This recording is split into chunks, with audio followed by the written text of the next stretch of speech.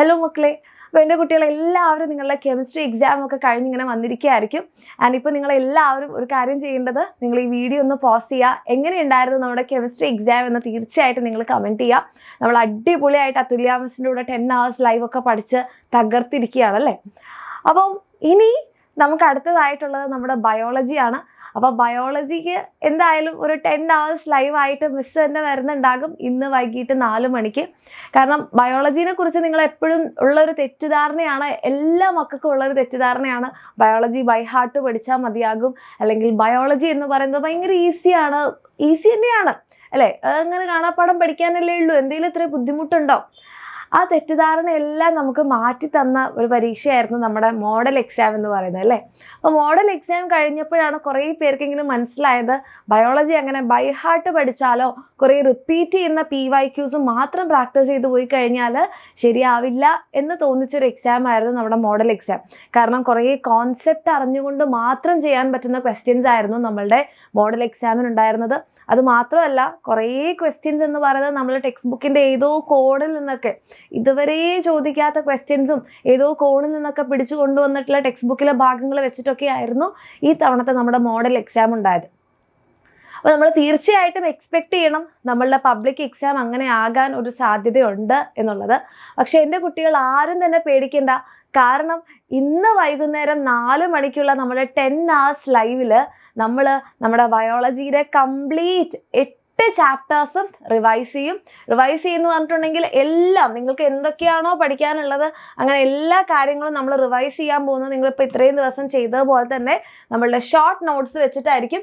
അപ്പോൾ ഷോർട്ട് നോട്ട്സിനകത്ത് നിങ്ങൾക്ക് ഇതേപോലെ മിസ് തന്നെ ഉണ്ടാക്കിയിട്ടുള്ള കുഞ്ഞു കുഞ്ഞു കാര്യങ്ങളാക്കി വെച്ചിട്ടുണ്ടാകും. ആൻഡ് അത് കൂടാതെ എല്ലാം തന്നെ ഇങ്ങനെ ഷോർട്ട് നോട്ട്സ് ആക്കിയിട്ടുണ്ടാകും. മലയാളം മീഡിയത്തിൻ്റെ ഇംഗ്ലീഷ് മീഡിയത്തിൻ്റെ ഉണ്ട്.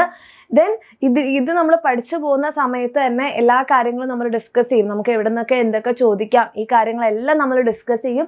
അത് കൂടാതെ നമ്മൾ ക്വസ്റ്റ്യൻസും ചെയ്യുന്നുണ്ടാകും. ഓക്കെ, അങ്ങനെ ക്വസ്റ്റ്യൻസും തിയറിയും എല്ലാം വെച്ച് നമ്മൾ ടെക്സ്റ്റ് ബുക്ക് നമ്മൾ കംപ്ലീറ്റ് ചെയ്യും ഈ ഒരു 10 hours ലൈവിൽ. 4 മണിക്ക് തുടങ്ങി നാളെ അല്ലേ, ശരിക്കും പറഞ്ഞാൽ 12 മണിക്ക് കഴിഞ്ഞ് 2 മണി വരെ, പുലർച്ചെ 2 മണി വരെ മിസ് ഉണ്ടാകും ഇവിടെ.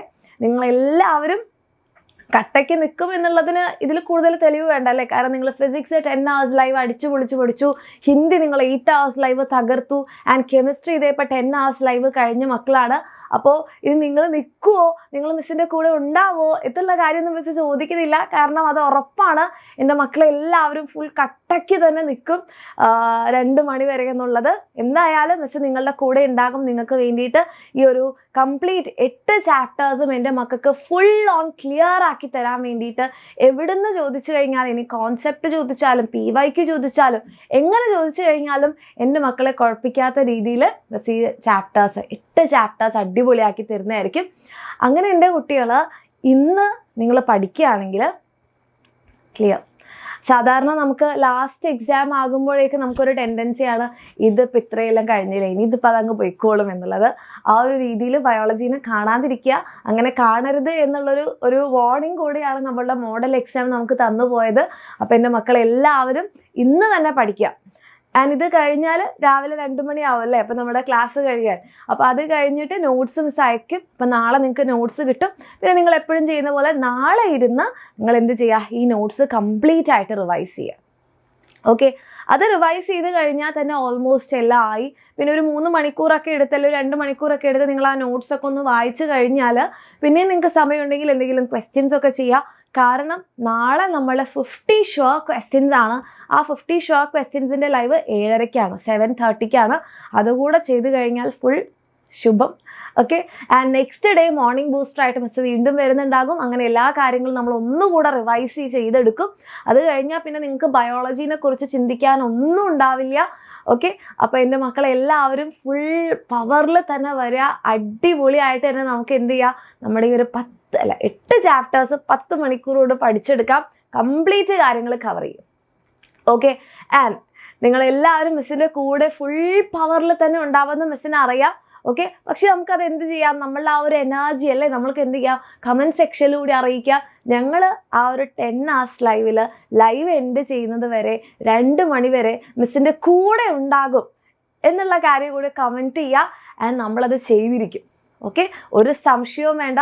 കാരണം എക്സാമിനർ നിങ്ങളുടെ കൂടെയുണ്ട്, മിസ് നിങ്ങളുടെ കൂടെയുണ്ട്. നമ്മൾ പൊളിച്ചടുക്കുന്നതായിരിക്കും ബയോളജി എക്സാം. ഓക്കെ, അപ്പോൾ ആരും മിസ് ചെയ്യരുത്. നമ്മളുടെ 10 hours ലൈവ് തുടങ്ങാൻ പോകുന്നത് ഇന്ന് വൈകിട്ട് 4 മണിക്കാണ്. ഓക്കെ.